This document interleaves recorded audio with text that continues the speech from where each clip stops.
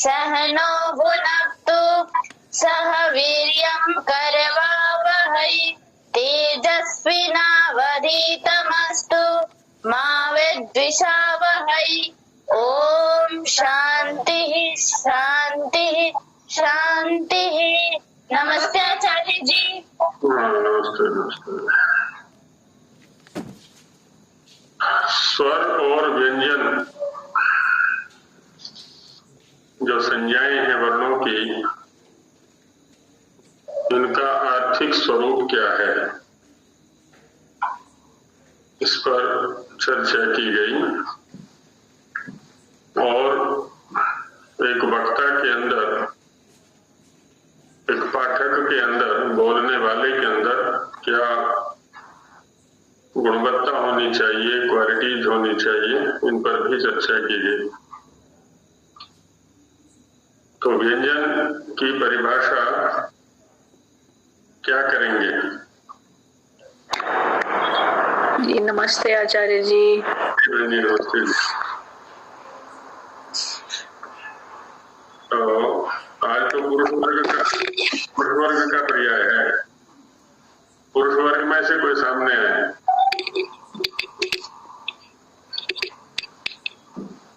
हाँ जी, पुरुष वर्ग में कुछ लोग आए हैं, तो उनमें से कोई बताए कि व्यंजन किसे कहते हैं? नमस्ते आचार्य जी। जी नमस्ते जी। हाँ जी राकेश जी बताइए।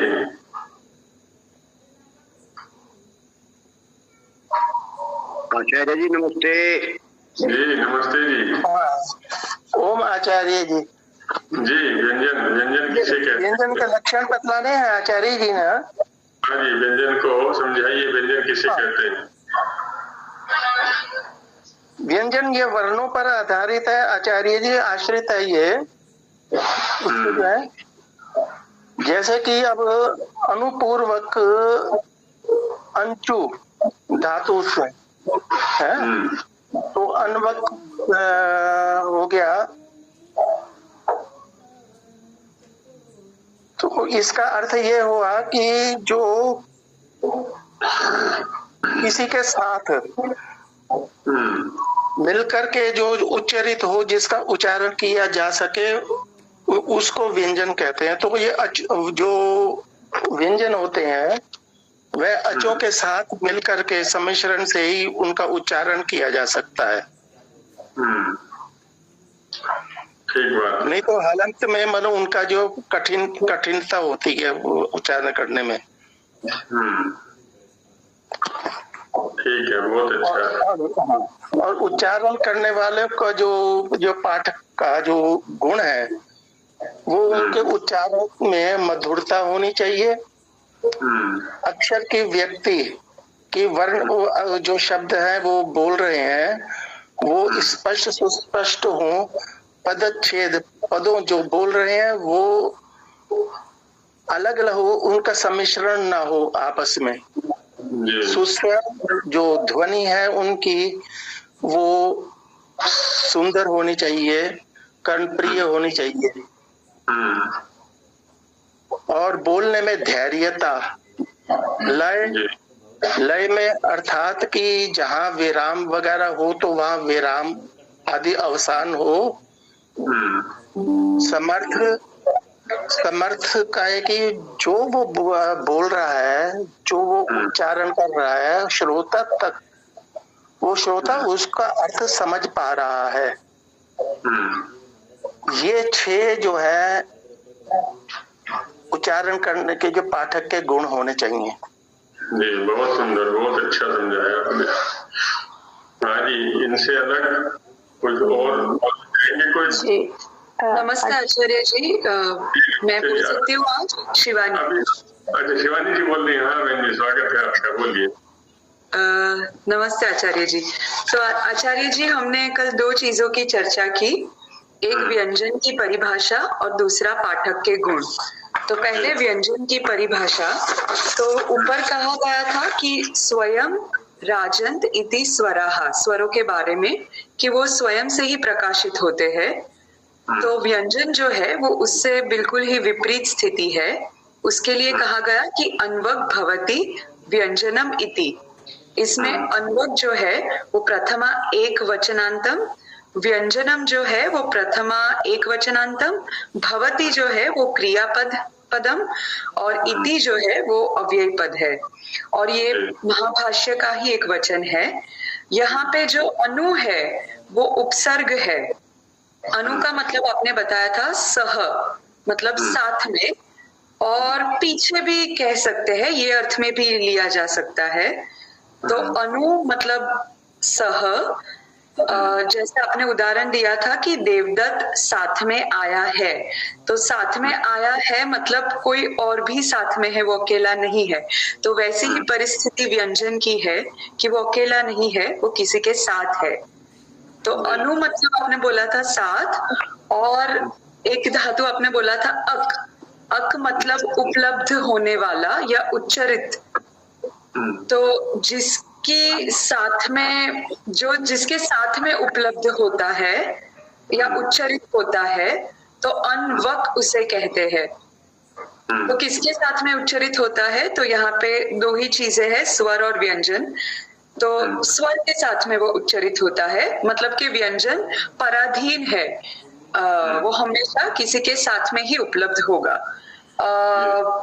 फिर आपने बताया था कि और क्या था, हाँ, कि अक जो शब्द है वो अंचु या अचु धातु से आपने बोला था कि गति का मतलब ले सकते हैं। गति किसके तरफ गति? तो स्वर के तरफ गति। और फिर आपने पाठक की जो के गुण है वो बताए थे। तो पाठक के क्या क्या गुण होने चाहिए? तो एक तो मधुरता होनी चाहिए, कठोरता नहीं होने चाहिए शब्दों में, क्रोध या ऐसे नहीं होना चाहिए, या मक्खन लगाना नहीं है, हृदय में मधुरता होनी चाहिए।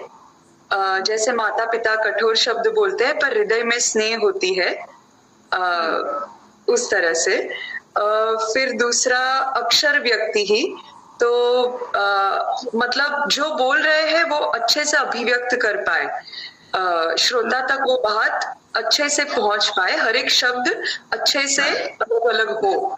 फिर पदच्छेद, तो पदच्छेद मतलब पद मतलब शब्द और छेद मतलब विभाग। तो एक एक पद का स्पष्ट तरह से विभाग हो और वो अच्छे से काल व्यवधान के साथ अच्छे से वो पहुंच पाए, वो भी श्रोता तक। फिर सुस्वर, मतलब अच्छी ध्वनि होनी चाहिए। जहाँ पे धीमी की जरूरत हो वहां पे धीमा, जहाँ पे थोड़ा सा उच्च की जरूरत हो वैसे, एकदम चिल्लम चिल्ली वैसे नहीं।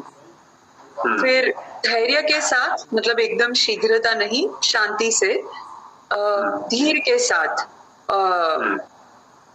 तो धीर मतलब धी जिसके पास होता है उसको धीर कहते हैं। तो उस तरह से ध्यान युक्त जिसकी मति होती है, चिंतन पूर्वक विचार करने वाला धीर। तो उस तरह से धैर्य रख के। फिर लय समर्थ, तो लय के साथ कभी ऊंचा कभी एकदम नीचा, भाव जो है उसके अनुसार उसका उतार चढ़ाव स्वर का होना चाहिए। तो बस यही बताए थे आपने आचार्य जी। बहुत अच्छा अभिव्यक्ति दिया, धन्यवाद आचार्य जी। आचार्य जी, मैंने शुरू से लेके अभी आज पुरुषों का वो है, आज पुरुषों का पर्याय है। ये तो बात आ गई जी। आचार्य जी, पुरुषों की बारी आज तो।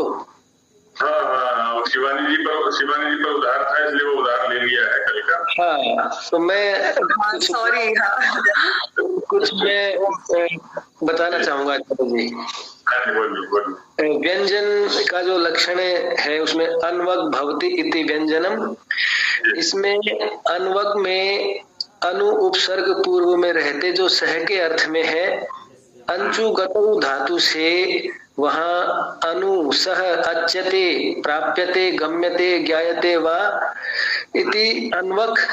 और दूसरे प्रकार से व्यंजन शब्द में वहां वी उपसर्ग पूर्व में रहते अंजुगत धातु से। तो अज्यते वी, अज्यते, गम्यते, प्राप्यते, वहां लुट जो हुआ प्रत्यय वो कर्म में। तो ऐसे व्यंजन की निष्पत्ति की है। और एक इसमें व्यंजन की निष्पत्ति में एक मैंने भी कोशिश की आचार्य जी, वो आप बताएं कि ठीक है क्या नहीं।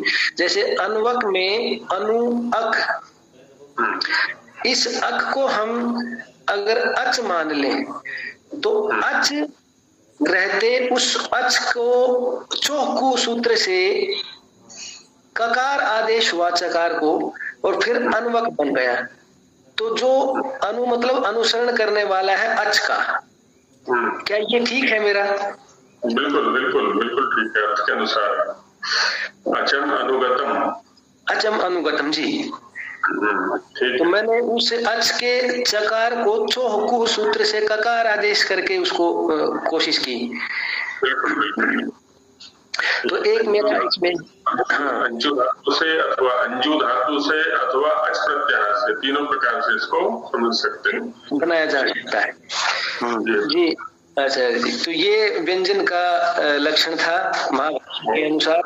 और उच्चारण करने वालों के जो गुण थे उनमें माधुर्यम अक्षर व्यक्ति ही पदच्छेदस्तु सुस्वरः धैर्यम लय समर्थम च षडेते पाठका गुणः। इनमें माधुर्यम वर्णों के उच्चारण करते समय तो मधुरता होनी चाहिए वाणी में, उच्चारण में। और अक्षर व्यक्ति, अक्षरों का जो मतलब भिन्न भिन्न जो क्रमशः एक स्पष्टता से उसकी अभिव्यक्ति अक्षरों की। और पदच्छेद, पद विभाग करते हुए उनका, उनमें जो संधि है या विच्छेद है कहीं, उनका समास का विग्रह आदि उन पूर्ण रूप से पदच्छेद करते हुए सुस्वर, सुष्ठु स्वर के साथ, यानी कि शोभनकारी अच्छे स्वर का उच्चारण करते हुए। धैर्यम, धैर्य शब्द यहाँ धैर्य के साथ मतलब चिंतन युक्त विचार पूर्वक उनका उच्चारण करना शब्दों का। क्योंकि धैर्य शब्द में आपने बताया था कल कि धी जिसके पास है ध्यान युक्त मति, वहां धीर शब्द का अर्थ है कि चिंतन करने वाली मति है जिसके पास, उसे धीर कहते हैं। और उसी धीर से फिर धैर्य बना चिंतन करना, या तो उस अर्थ में चिंतन पूर्वक ध्यान पूर्वक शब्दों का उच्चारण करना। लय समर्थम, लय का समर्थन करते हुए एक समगति मैं कहूं जिसको, कि सम्यक प्रकार से उचित गति से, जिस गति में एक समत्व है उस प्रकार से उनका उच्चारण करना। ये 6 पाठकों के गुण हैं जी। बहुत सुंदर, बहुत अच्छा। और आचार्य जी जी बोलिए। ये जो माधुर्य और फिर सुस्वर, अगर वाणी में या मधुरता है तो स्वर अपने आप ही सुंदर हो जाएगा, शोभनीय होगा। तो ये मतलब है कि अलग अलग इनका प्रयोग हुआ है दोनों का, ये जरा मैं समझना चाहता हूँ। हाँ ठीक बात है, अच्छी शंका है आपकी। स्वर कहते हैं ध्वनि को, और सु माने अच्छी, ध्वनि अच्छी होनी चाहिए। अभी जैसे बहन शिवानी जी ने भी संकेत किया था, माधुर्य जो है अभिव्यक्ति के साथ तो होने चाहिए, हमारे हृदय के साथ भी संबंध उसका होना चाहिए, है ना।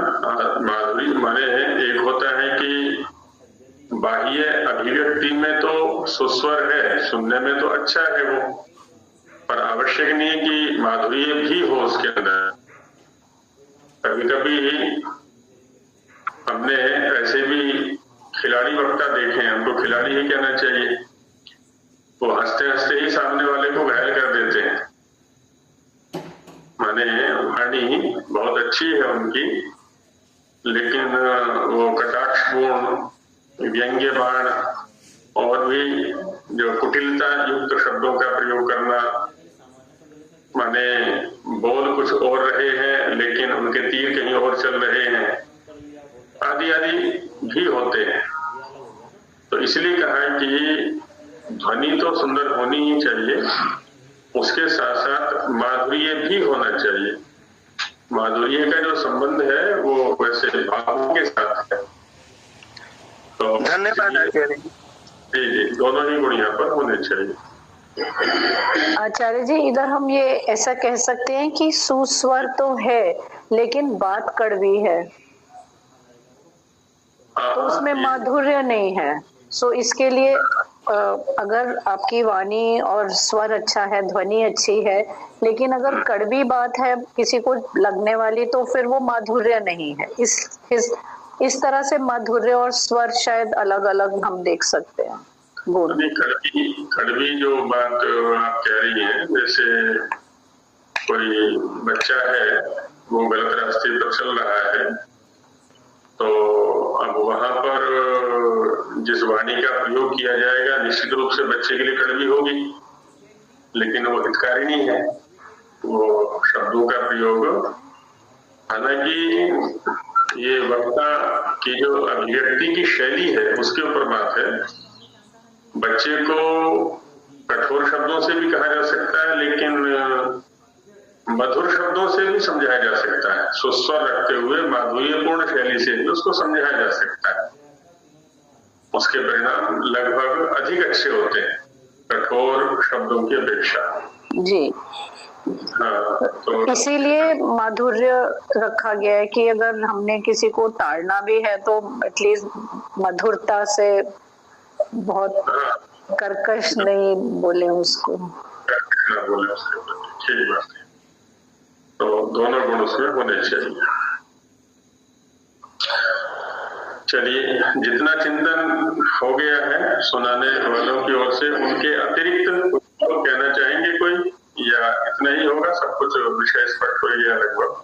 हाँ नहीं, इसमें आचार्य जी इतना रहेगा, इसमें सत्य भाषण छूट गया इसमें कि जो गुण थे ये तो बिल्कुल सही है, लेकिन उनमें सत्यता भी होनी चाहिए। सत्यता का गुण जो है।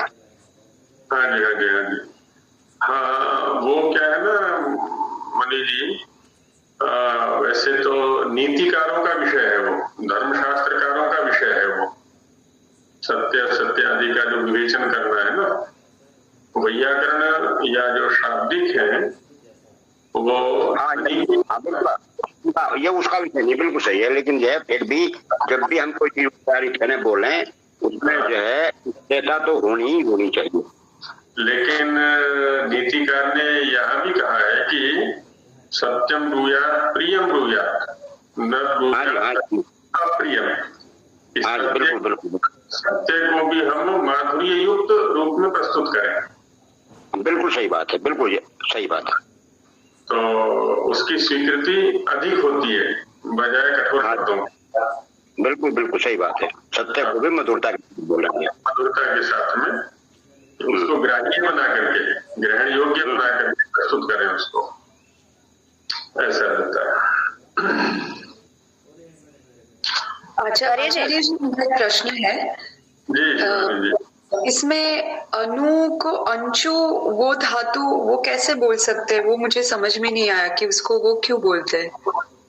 मतलब हम कैसे लगा सकते हैं कि ये अनु समझ में आया, पर ये अंशु धातु से आया है या अंजु आपने शब्द बोला था वो धातु से आया है? तीन परिस्थितियां हैं यहाँ पर। अच के साथ में तीन स्थितियां हो सकती हैं। एक तो अंजु गति धातु है, तो उसमें अंजु धातु से भी बन सकता है।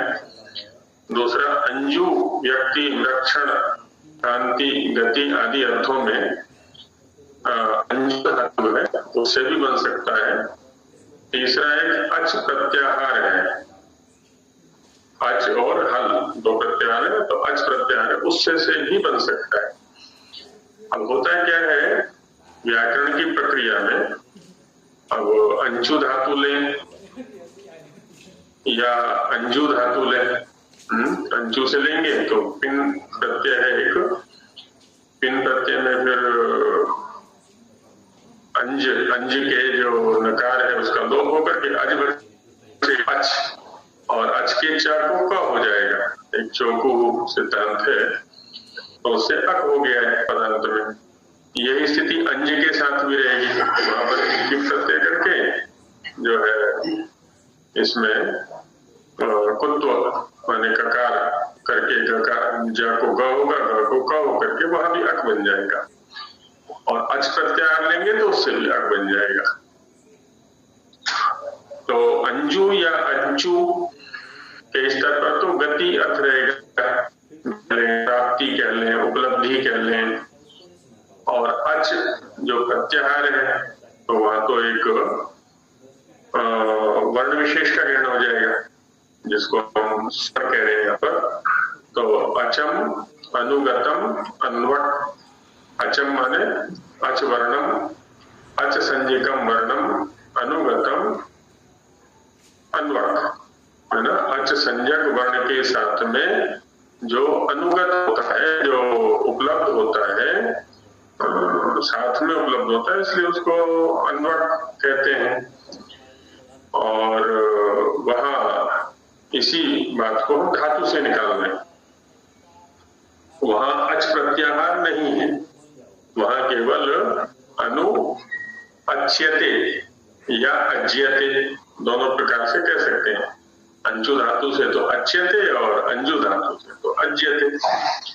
तो अब इसका अर्थ यदि देखें हम, अच्छ्यते अज्यते का तो उपलब्धते, है ना। तो तत् अन्वक जो साथ में उपलब्ध होता है, यह अर्थ निकला इसका। धन्यवाद जी। हाँ जी। अच्छा, एक विवेचन और हम अगर इसमें करें, हाँ जी। माधुर्य परिस्थिति जन्य है, उसको हम बोलते हैं डिपेंडेंट है उसकी परिस्थितियों को। जब हम बोल रहे हैं कि सामने वाले की परिस्थिति है, बाकी सारे के सारे तकनीकी ले सकते हैं हम, जो व्याकरण की सारी तकनीकी उसमें तो कोई बदल नहीं कर सकते। वो सारी बाकी जो धैर्य भी तो है, धैर्य भी तकनीक को भी तो बताता है। धैर्य का अर्थ क्या है कि हम, जैसा मैं समझ रहा हूँ कि हम बुद्धिपूर्वक उस चीज को, किस प्रसंग में हम कोई भी शब्द को प्रयोग कर रहे हैं, उन्हीं का प्रयोग करना चाहिए। जैसे वहाँ स्वामी ने दिया सैंडव का उदाहरण दिया है, तो अब हमें वो विवेक तभी होगा जब भी मान होगी, तो वो तकनीक में ही आ जाएगा। हाँ, तकनीक ये ले सकते हैं, इस तरह से भी उचित रहेगा। बिल्कुल बिल्कुल कर सकते हैं। हाँ जी। पाठ का नाम भी रख सकते हैं,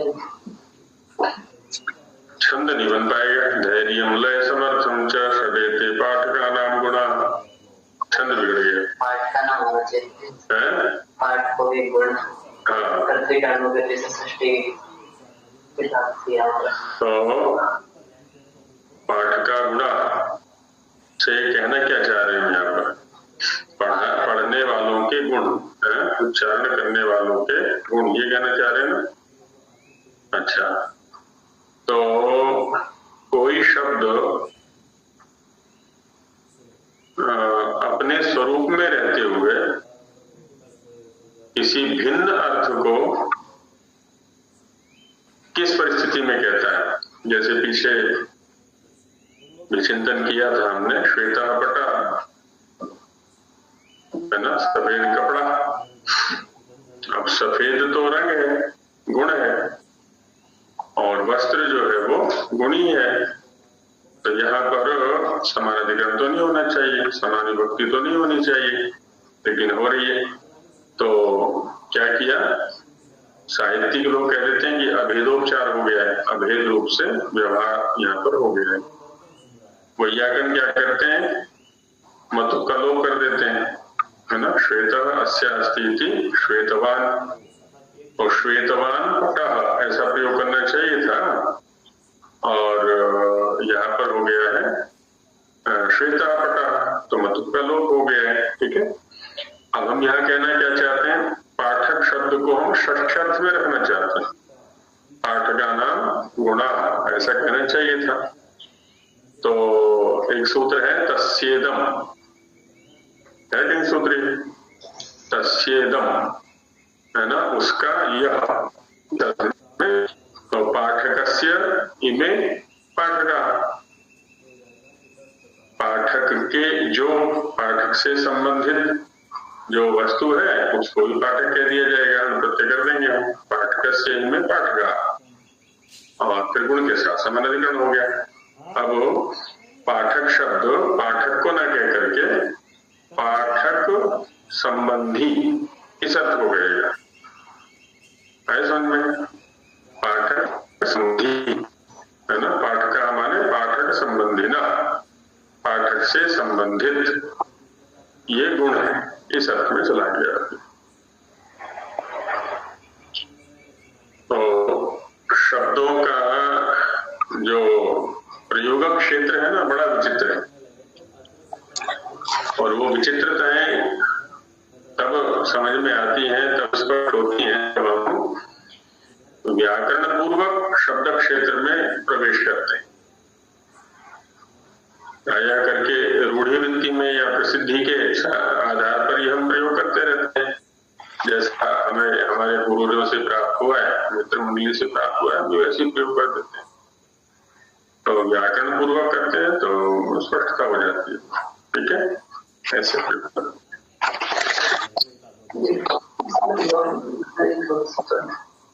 जी संगीत जी कुछ कहना चाह रही हैं?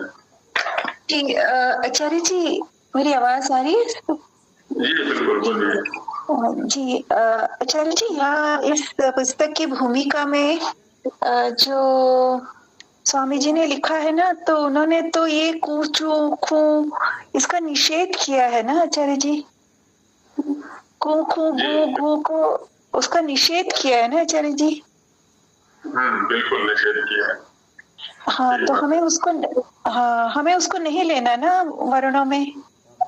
नहीं, देखिए मैंने पहले ही जब यम की चर्चा हमारी चल रही थी वहां स्पष्ट कर दिया था, आगे भी मतभेद आएंगे। हमारे लिए स्वामी दयानंद जी महाराज भी वर्णों के एक आचार्य है ना, वर्णोच्चारण के एक व्याख्याता है, और अन्य आचार्य भी हमारे सामने व्याख्याता है या उपदेष्टा है, उपदेश करने वाले हैं। किसको ग्रहण करना है किसको नहीं, ये एक सर्वथा अलग पक्ष हो जाता है। हमारे सामने उपलब्ध क्या क्या मत हैं उनके ऊपर चर्चा करना ये अलग पक्ष हो जाता है। इसलिए वहां पर जब यमों की चर्चा की जा रही थी, स्वामी दयानंद जी महाराज ने जिनको यम के रूप में रखा हुआ है उनको अयुक्त नहीं ठहराया गया। इतना अवश्य है कि इनका कहीं उपलब्ध साहित्य में वर्णन नहीं है। संभव है स्वामी जी के सामने ऐसा कोई ग्रंथ रहा हो जिसके अंदर इनका यम के रूप में उल्लेख रहा हो, लेकिन जो उपलब्ध साहित्य है भी वर्णों से संबंधित, वहां जो यम का स्वरूप उपलब्ध होता है वो इस रूप में उपलब्ध होता है जो हमने लिखा था। हमने केवल जो मतांतर है ना उसको वहां रखा था। तो होगा, हो ये भी सकता है ना, कल को हमें से कुछ विज्ञ लोग ऐसे भी हो सकते हैं कि कल को प्रातिशाख्यों को उठा के पढ़े और वहां यम का स्वरूप कुछ और दिखाई पड़े, तब कहेंगे यहाँ तो ये लिखा हुआ है और वहां ये लिखा हुआ है, अब ठीक किसको समझे। तो इसलिए पक्षांतरों पर भी चिंतन हमें कर लेना चाहिए। जो दूसरे पक्ष होते हैं ना, दूसरे मत होते हैं, उनको भी हमें सामने रख लेना चाहिए चर्चा करते समय। तो ये पक्ष है और दूसरे जो प्रातिशाख्यकार है उनका ये पक्ष है, इस रूप में रखा गया था।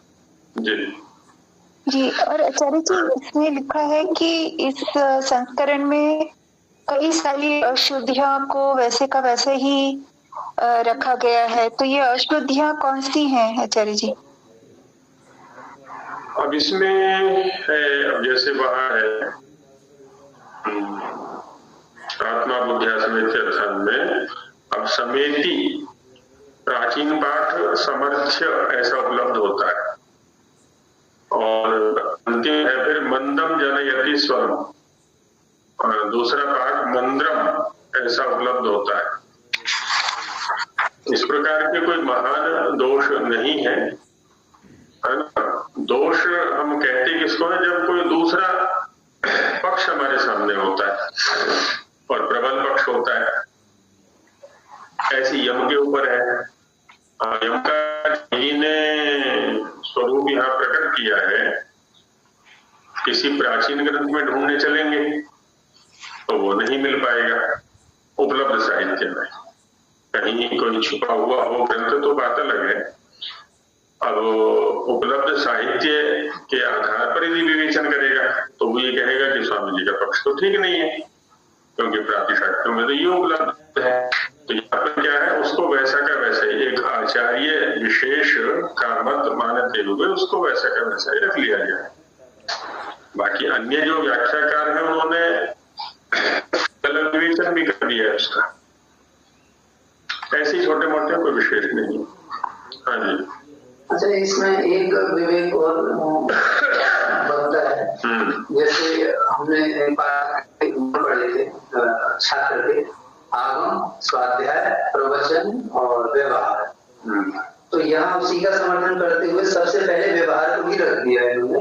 मान लो कि व्याकरण को आप सारे सीख जाएं, सारे नियम जब आप संयोजन कर रहे हैं वाक्यों का तो व्याकरण परख ही करें, लेकिन जब अभिव्यक्ति देने वाले हो तब माधुर्यता के साथ ही दें, ताकि जो हमारा वार्तालाप का क्रम है, चर्चा का क्रम है, वो बना रहे, बीच किसी भी तरह का आक्रोश ना हो। तो उसका भी ये समझ कह सकते हैं, बिल्कुल कह सकते हैं। मधुरता से ही संबंध बना करते हैं हमारे, और कठोरता में प्राय संबंध बिगड़ा करते हैं, परुषता में संबंध बिगड़ा करते हैं। और व्याकरण को भी नहीं छोड़ रहे, पांच पीछे जो कह रहे हैं वो सारे व्याकरण के नियमों को भी दे रहे। एक तो विद्वान थे, अभी नाम मेरे को ध्यान नहीं आ रहा है, वो कहा करते थे यदि किसी को गाली भी देनी हो तो वो भी आदर के साथ देनी चाहिए। कहते हैं गाली दे रहे हैं और आदर के साथ गाली देंगे? बोले हाँ, आदर के साथ गाली दी जा सकती है। आप नालायक हैं, आप बेवकूफ हैं, आप मूर्ख हैं, तो आदर के साथ बोलो उसको।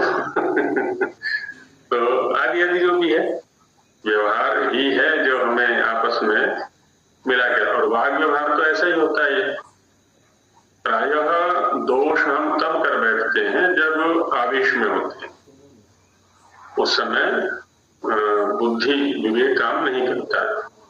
क्रोधात् भवति सम्मोह, सम्मोहात् स्मृति विभ्रमा, स्मृति भ्रंशात् बुद्धिनाशो, बुद्धिनाशात् विनश्यति। गीता जी, गीता का श्लोक है आचार्य जी, गीताकार का कथन है। तो इसलिए धैर्य शब्द को यहाँ पर रखा हुआ, धैर्य होगा तो क्रोध पर भी नियंत्रण हो जाएगा। जब हम परिणाम पर पहुंचते हैं ना, यदि हमें ये विवेक हो जाए कि हमारे द्वारा उच्चारित एक एक शब्द हमारे संपूर्ण चरित्र को लेकर के श्रोता के पास पहुंच रहा है, हम चाहे किसी भी भूमिका में हैं, चाहे आचार्य हैं, चाहे शिष्य हैं, चाहे पिता हैं, माता हैं, गुरु हैं, कुछ भी हो सकते हैं, तो फिर हम बड़े संभल करके बोलेंगे।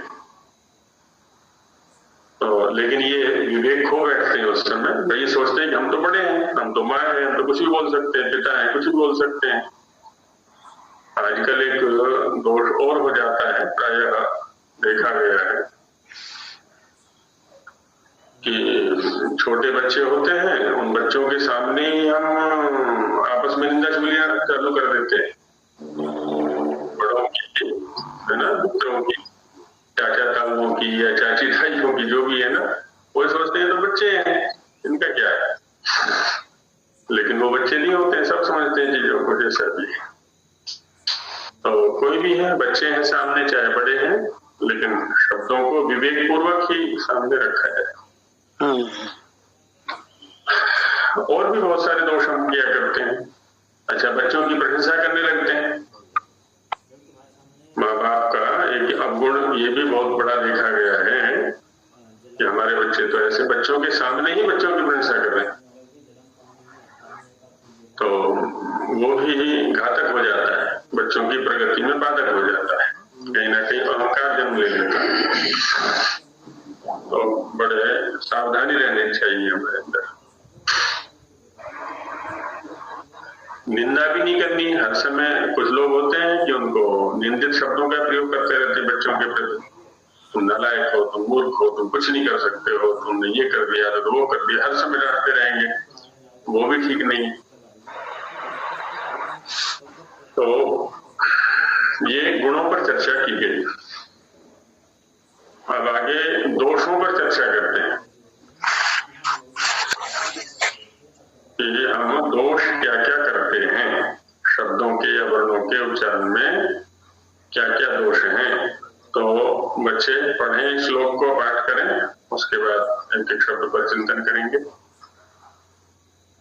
कन्या गुरुकुल के बच्चे पढ़ें। जी आचार्य जी।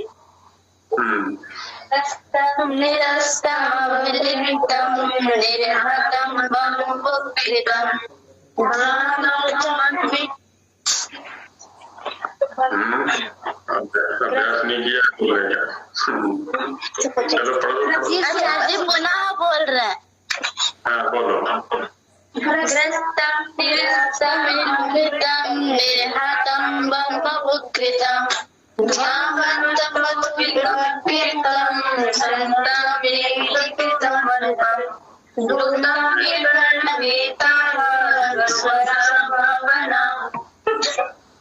दोष युक्त हो गया उच्चारण,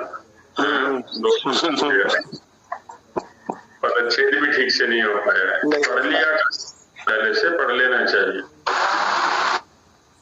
पाठक के गुणों में वह भी गुण है, पहले दिन चर्चा की थी हमने कि कक्षा से पहले, कक्षा में पहुंचने से पहले जो विषय आज पढ़ना है उसको हम पहले से पढ़ लें एक बार। तो कक्षा में जब चर्चा की जाएगी तो और अधिक स्पष्टता हो जाएगी। फिर तो स्वरूप की दृष्टि से भी, तात्पर्य की दृष्टि से भी एक बार पढ़ लेना चाहिए। तो इसमें दोषों का परिगणन किया है कि हम ये उपलक्षण माने संकेत मात्र है, ऐसा नहीं खाली इतने ही दोष है, और भी बहुत सारे दोष करते हैं, है ना। पहला रखा है इन्होंने ग्रस्तम। ग्रस्त जो शब्द है वो ग्रसु अदने धातु से बना हुआ है। तो हम कोई चीज खाते हैं तो दांतों से चबाते हैं उसको खाने के लिए, और खाते खाते बोले, मुख में रोटी का टुकड़ा रखा या फल चबा रहे हैं या कुछ भी है, तो चबाते चबाते बोलना, ये क्या है? ग्रस्त दोष है। जिस समय हम भोजन कर रहे हैं उस समय ना बोले,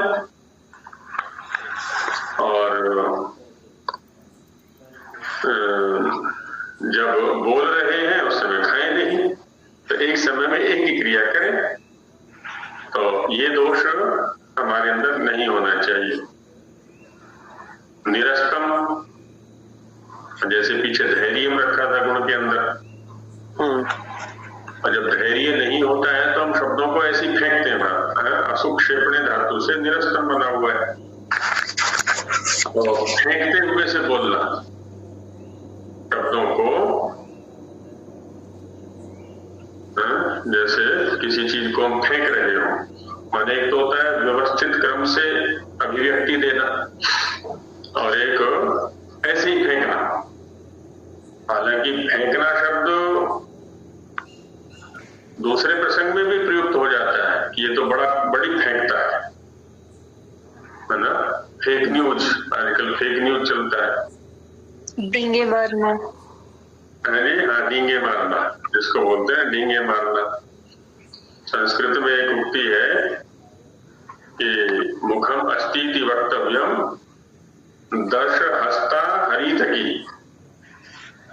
कि मुख है, अब इसका उपयोग क्या करें? बोलने के लिए तो उपयोग है, तो कुछ भी बोलो इससे। मुखम अस्तित्व वक्त में मुख है तो बोलेंगे ही कि हमारे खेत में 10-10 हाथ लंबी हरड़ होती है, अब कुछ भी फेंक दें उसमें, क्या है, फेंकना ही है। तो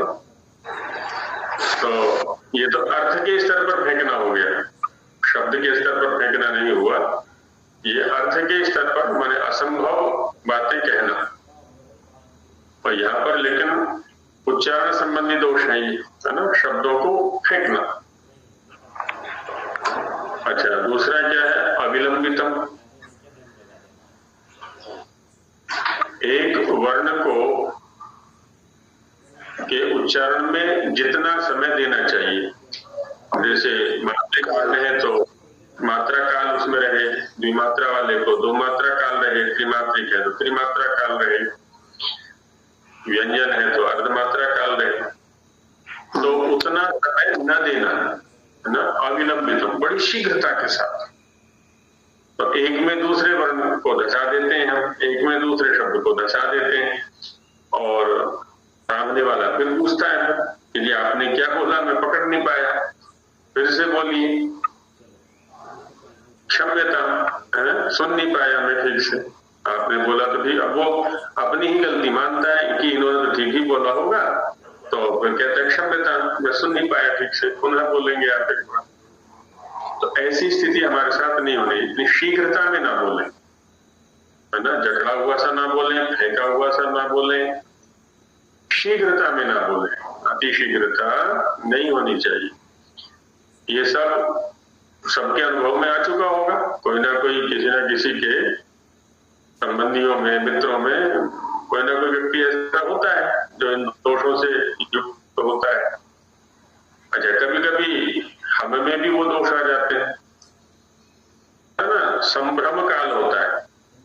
संभ्रम काल माने हम घबराए से हुए होते हैं, जैसे किसी अतिशय प्रिय व्यक्ति का वियोग हो गया है,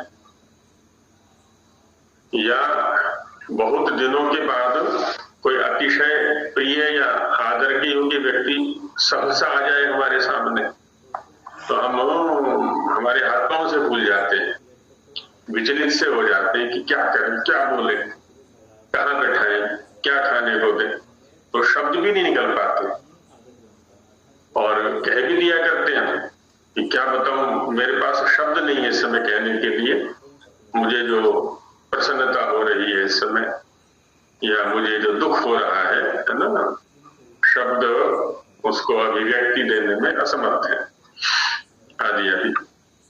तो अविलंबित माने शीघ्रता नहीं होनी चाहिए, क्योंकि विलंब, अच्छा, विलंब का मतलब होता है देर से बोलना, इतना भी ना खींच दे उसको, एक शब्द का दूसरे शब्द के साथ संबंध ही ना लग पाए, या एक वर्ण का दूसरे वर्ण के साथ में संबंध ही ना लग पाए, इतना विलंब भी नहीं करना है। इसलिए यहाँ पर अविलंबितम शब्द का प्रयोग किया है, कि विलंब भी नहीं होना चाहिए और अविलंब भी नहीं होना चाहिए, है ना, शीघ्रता भी नहीं होनी चाहिए। और निर्हतम, हत, है ना, आघात करना,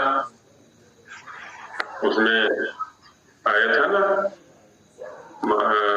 मनः कायाग्निम आहंति, वहां पर भी आघात था। तो जैसे धक्का देना हो किसी को, है ना, एक होता है व्यवस्थित क्रम से चलते रहना, और जैसे भीड़ होती है ना, और भीड़ में कोई व्यक्ति खुराफाती है तो वो हल्ला करने वाला एकदम धक्का मुक्की चालू हो जाती है, गिर पड़ते हैं के ऊपर एक के ऊपर एक। शब्दों में भी वही स्थिति होती है, शीघ्रता में शब्दों में धक्का मुक्की चालू हो जाती है ना, एक दूसरे को धक्का सा मारते हैं शब्द पर, जल्दी चलो जल्दी चलो जल्दी चलो, तो वह स्थिति भी दोषयुक्त होती है, वैसा भी नहीं होना चाहिए। और अम्बुकृतम तो सबने सुना ही होगा, है ना, मुख में पानी भर लिया, अम्बु कहते हैं पानी को, और मुख में पानी भर लिया और फिर बोलना, ये तो आजकल होते हैं ना, ये तंबाकू खाने वाले हैं, पान खाने वाले हैं, उधर जाए हम जहाँ इनका अधिक प्रचलन है ना, बनारस आदि में, तो मुख पूरा भरा रहता है उनका। मुख को सीधा करके बोलेंगे तो शायद अंदर का जो मल है, मलबा है, वो सब बाहर निकल आए, तो इसलिए ऊपर को मुंह उठा करके बोलते हैं कभी कभी तो। कितना मुख भरा रहता है उनका। तो अब उसमें मुख तो साफ है नहीं, तो बोलेंगे तो स्पष्टता कहाँ से आएगी? तो वैसा बोलना वो भी दोषयुक्त है ना, वैसा भी नहीं बोलना चाहिए। कुल मिला के कहना ये चाह रहे हैं यहाँ पर दोषों में कि जिस क्रिया को जिस समय कर रहे हैं पूर्ण रूप से हम उसी क्रिया के लिए समर्पित हो। उस क्रिया को करते समय कोई अन्य क्रिया ना करें। इसी को कहा जाता है मनोयोग, है ना। मनोयोग पूर्वक क्रिया को करें।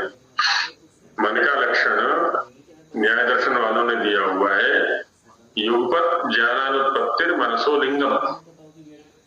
एक साथ अनेक ज्ञानों का न होना ये मन के होने में लक्षण है। तो मन एक काल में एक ही क्रिया को करेगा, एक ही क्रिया के साथ संबद्ध रहेगा। अच्छा, कभी कभी लिखते समय भी हो जाता है मन में कुछ और चल रहा है, हाथ में लेखनी है, कापी पर लिख रहे हैं हम, कभी चिंतन आगे चलता है, लेखनी पीछे चलती है, तो कुछ का कुछ लिख जाते हैं हम। कभी चिंतन पीछे चलता है, लेखनी आगे चलती है।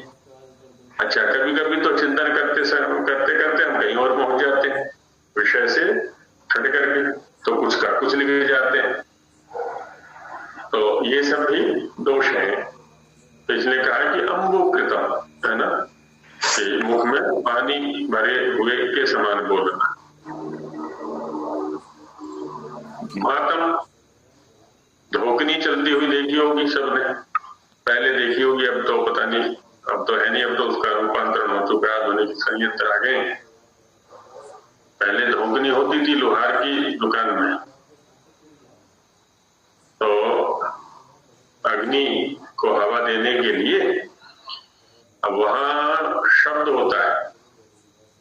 जब हम अग्नि को फूंकते हैं ना, उसमें हवा देते हैं, तो अग्नि के साथ जब वायु का संयोग होता है तो एक शब्द होता है वहां पर। तो उस प्रकार की जो स्थिति है हमारे उच्चारण में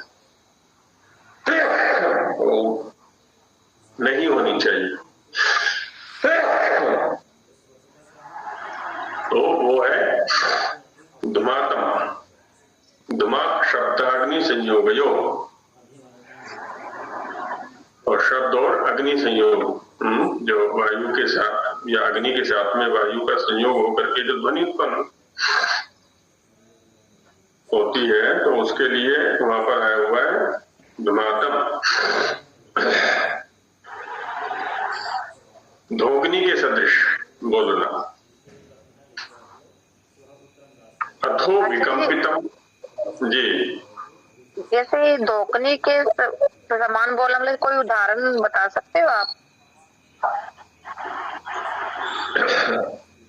हाँ, इसमें धोकनी की ध्वनि को सुना है आपने?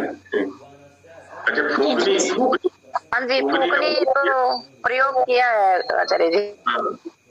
हाँ, तो धोकनी का ही बच्चा हो गया फूकनी एक तरह से, क्योंकि धोकनी में तो निरंतर शब्द चलता रहता है, अग्नि के साथ संयोग होता है वायु का। फूकनी में जब हम फूक मारेंगे, हवा देंगे उससे, फूकनी शायद शहर वाले नहीं जानते होंगे, तो एक पाइप ले लेते हैं जैसा भी है, उससे अग्नि को फूकते हैं। जो उपलों की अग्नि होती है चूल्हों में, आजकल तो गैस के चूल्हे हैं, तो उपले की अग्नि होती थी, उपलों से रोटी पकाई जाती थी या लकड़ियों से, तो उसमें जब अग्नि बुझ जाए तो फूकने से, माने जिससे कि हम दूर रहें, दूर से हवा कर सकें। अब वहां देखिए चूल्हे में क्या ध्वनि होती है जब हम फूकने से फूकते हैं उसको, उपले की अग्नि को या लकड़ी की अग्नि को, तो वो जो ध्वनि है ना, उस प्रकार की ध्वनि से उच्चारण करना। मतलब वो जो ध्वनि निकलती है उस ध्वनि के आधार पर उच्चारण करना, उसी तरह। हाँ, वैसी ध्वनि से उच्चारण करना, मतलब स्पष्ट, मतलब 2 मिनट।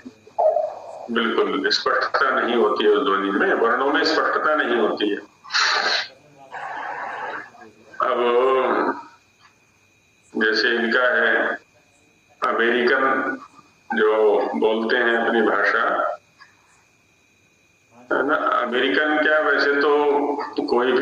भाषा वाले बोलेंगे हमारे लिए अस्पष्ट ही रहेगी वो, है ना। दक्षिण वाले हैं, दक्षिण वालों के लिए उत्तर वालों की भाषा है, उत्तर वालों के लिए दक्षिण वालों की भाषा है, तो एकदम अस्पष्ट सा उच्चारण हो जाता है उसमें।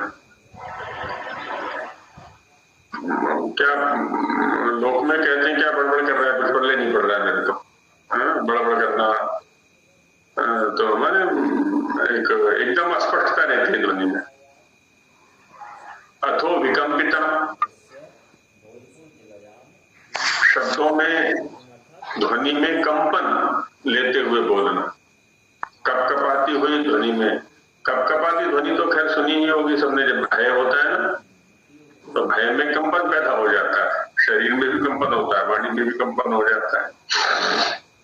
अपने अपने स्कूल में जाए, किसी ने डंडे खाए हो स्कूल में तो जब मास्टर जी डंडे लगाया करते थे तो उस समय कंपन हो जाता था। आजकल तो मना कर रखा है, डांटने के लिए मना करते हैं स्कूल में कि डांटना नहीं है किसी को, बच्चे टेंशन में आ जाएंगे नहीं तो पहले तो जबरदस्त पिटाई होती थी पैनी के साथ में, डंडी के साथ में, तो कंपन होता।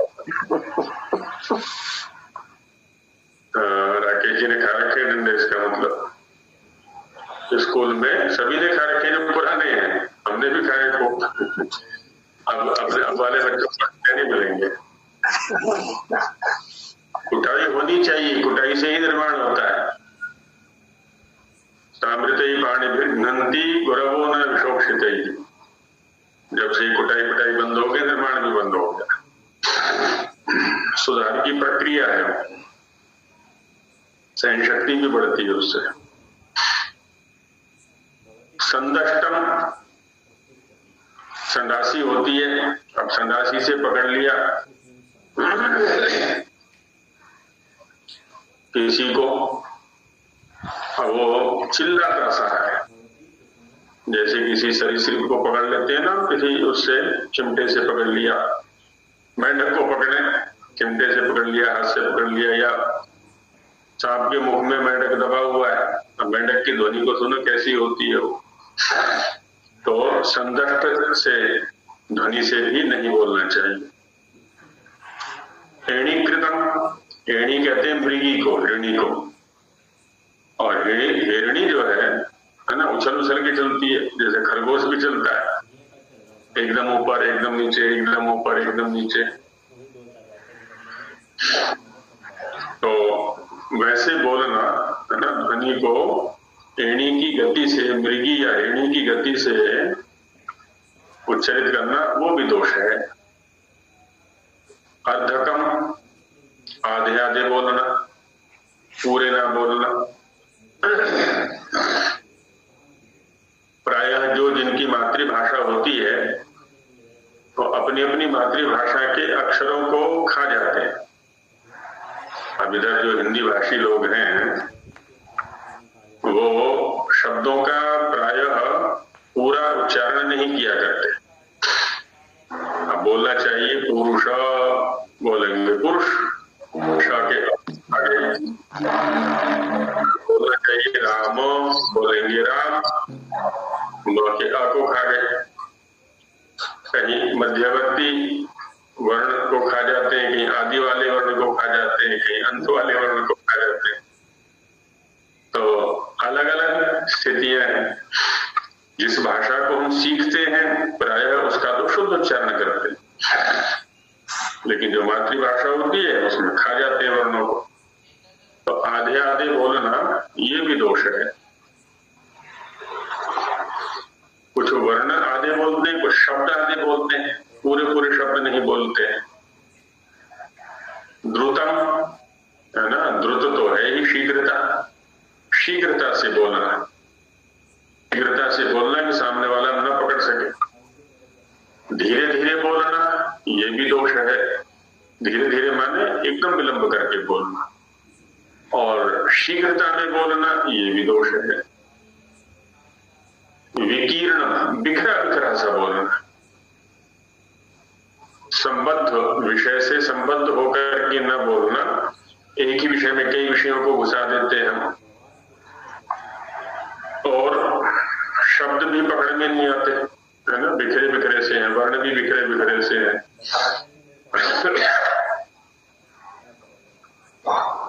तो ये भी दोष है। एताः स्वर दोष भावना, ये सभी स्वर माने ध्वनि। अब ध्वनि में दोनों ही हैं, व्यंजन भी हैं और अच भी हैं। तो उनमें उत्पन्न जो दोष युक्त क्रियाएं हैं, भावना शब्द क्रिया के लिए भी आता है। मीमांसकों के यहाँ पर भावना से क्रिया ली जाती है। तो एताः स्वर दोष भावना है ना, स्वर माने ध्वनि की दोषयुक्त भावनाएं हैं, दोषयुक्त क्रियाएं हैं। ये इस प्रकार से शब्दों का उच्चारण हमें या वर्णों का उच्चारण हमें नहीं करना चाहिए। उच्चारण करते समय बड़ी सावधानी रखें। अब ये देखें ना कि जिस समय हम उच्चारण कर रहे हैं, निश्चित रूप से सामने वाले के लिए हम उच्चारण कर रहे हैं।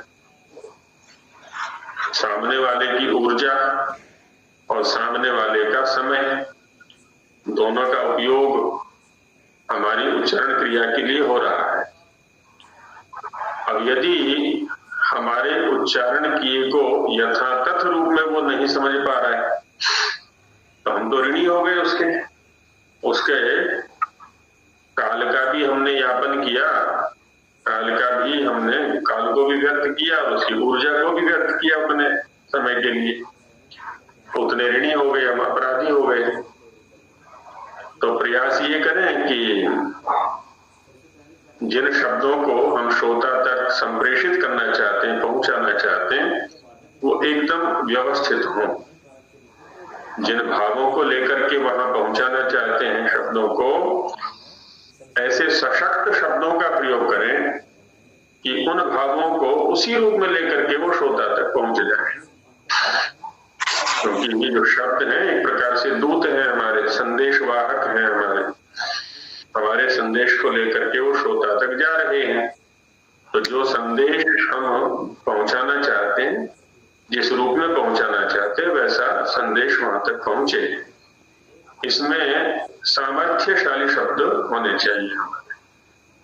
तो उनकी अभिव्यक्ति में किसी भी प्रकार का दोष नहीं होना चाहिए। दोष माने विकृति, विकार, है ना, दोष वैकृत्य धातु है। तो विकृति नहीं होनी चाहिए, विकार नहीं होनी चाहिए, विरूपता नहीं होनी चाहिए किसी भी प्रकार। व्यंजनों के उच्चारण में भी हम स्थानकृत दोष कर लिया करते हैं, जैसे व्यंजन दोष गिनाते हैं। अतोन्य व्यंजन दोषा, व्यंजनों के उच्चारण में भी हम दोष करते हैं। अतः माने अब अन्य दूसरे व्यंजन दोषा, व्यंजन के या व्यंजनों के उच्चारण में किए जाने वाले दोष, विकृतियां, विकार। तालव्य को मूर्धन्य उच्चारण कर देते हैं, मूर्धन्य का तालव्य या दंत्य उच्चारण कर देते हैं। जैसे श इति माभूत, पहला तालव्य है श, दूसरा मूर्धन्य है श। अब दोनों के अर्थ अलग अलग है। अब किसी के प्रयोग में, किसी के प्रसंग में किसी अन्य शब्द का या वर्ण का प्रयोग कर दिया तो अनर्थक हो गया, वो तो मिथ्या प्रयोग हो गया। हम कितने बड़े ज्ञानी हैं इसका पता तब चलता है हम कितने बड़े व्यावहारिक हैं, हमारे शब्दों में कितना सामर्थ्य है। शब्दों में सामर्थ्य नहीं है तो हमारा ज्ञान हम तक सीमित रहेगा, दूसरे पर संप्रेषित नहीं कर सकते, उसका कुछ व्यावहारिक उपयोग हम नहीं कर सकते। कई लोगों को देखा है कि ज्ञान के कारण से इतना अहंकार हो जाता है कि दूसरे को का मूल्य ही नहीं समझते, वो अकेले बैठे रह जाते हैं। तो उनका अपना ही इतना बड़ा अवमूल्यन हो जाता है कि जिनका वो अवमूल्यन कर रहे थे उनका मूल्य कितना आगे बढ़ जाता है व्यावहारिक। तो शब्दों के उच्चारण में सावधानी रखें। आगे स्थानों की चर्चा की जाएगी, इस वर्ण का किस स्थान से उच्चारण करना है। तो शश शशभूत, पलाश पलाश इति माभूत, है ना। पलाश तालव्य वाला है, पलाश मूर्धन्य है। अभी तो इतना गड़बड़ कर दिया है ना शकारों के साथ में विशेष का, तो इनके लिए विशेषण देने पड़ गए। जब वो पढ़ाते हैं ना कक्षा में, प्राइमरी कक्षा में हिंदी वाले, तो अब उनका स्वयं का उच्चारण दुष्ट है, तो क्या करते हैं इनके साथ में विशेषण दे देते हैं। कौन सा? अब वो सबके लिए दंत्य, इधर उत्तर भारत में तो दंत्य ही उच्चारण कर देते हैं। सौ कितने प्रकार का होता है? 3 प्रकार का। अब स तो एक ही प्रकार का रहेगा, वो 3 प्रकार का कैसे हो जाएगा? तो उसको विशेषण देते हैं। फिर एक होता है सवार या सड़क वाला स, और एक होता है शलगम वाला श, और एक होता है षटकोण वाला श, है ना। षटकोण पेट चिरा सा, पेट लकीर, जिसके पेट में लकीर है वो वाला श, आदि आदि विशेषण दे देते हैं वहां पर उच्चारण होने के कारण से। तो पलाश पलाश इति माभूत, उच्चारण में ही स्पष्टता होनी चाहिए। हमारे अभ्यास से हो जाती है सब। मंचको मंजक इति माभूत, च का ज के रूप में उच्चारण कर दिया या ज का च के रूप में उच्चारण कर दिया। तो उच्चारण करते समय तो ध्यान रखना ही है, लिखते समय भी ध्यान रखना है। लिखते समय भी हम गड़बड़ कर देते हैं, पढ़ते समय भी कुछ का कुछ पढ़ जाते हैं। कई बार लिखा कुछ और है और मस्तिष्क में अन्य शब्द की छवि बना ली, हम कुछ और पढ़ गए, है ना। कई बार तो ये भी होता है कि हम पुस्तक पढ़ रहे हैं कोई और बड़ा प्रसिद्ध सा शब्द है, लेकिन हमारे बुद्धि में एक अलग वाक्य विन्यास बैठा हुआ था, उसके अनुसार हम पढ़ रहे उसको और बार बार पढ़ रहे हैं, अर्थ का अनर्थ भी कर रहे हैं। जब नहीं समझ में आता है तो हमने तो ये उपाय किया हुआ है, फिर उस वाक्य को हम किसी दूसरे से पढ़वाते हैं कि भाई पढ़ना जरा क्या लिखा हुआ है। अब जैसे ही वो पढ़ता है तुरंत उस शब्द के वास्तविक स्वरूप पर ध्यान चला जाता है कि अच्छा वो मैं तो ये पढ़ रहा था, जबकि शब्द तो ये है। तो देखते हुए भी नहीं देखते हम, बुद्धि देखने नहीं देती उसको, वो जबरदस्ती करती है हमारे साथ में कि शब्द ये है भाई, इसको इसी यही पढ़ो। तो ये हो जाता है कई बार। तो इसलिए धैर्य शब्द को वहां पर रखा हुआ है कि अपने आप को ज्यादा बड़ा ना समझे हम, विद्वान ना समझे हम। त्रुटियां सभी से हो सकती हैं, त्रुटियों का अवकाश रखें तो उस पर परिष्कार हो जाता है। तो इस प्रकार से दोषों के ऊपर चिंतन आगे किया गया कि हम वर्णों के उच्चारण में अनेक प्रकार के दोष प्रायः कर दिया करते हैं, इसमें सावधानी रखें। आज यही विराम लेते हैं, आगे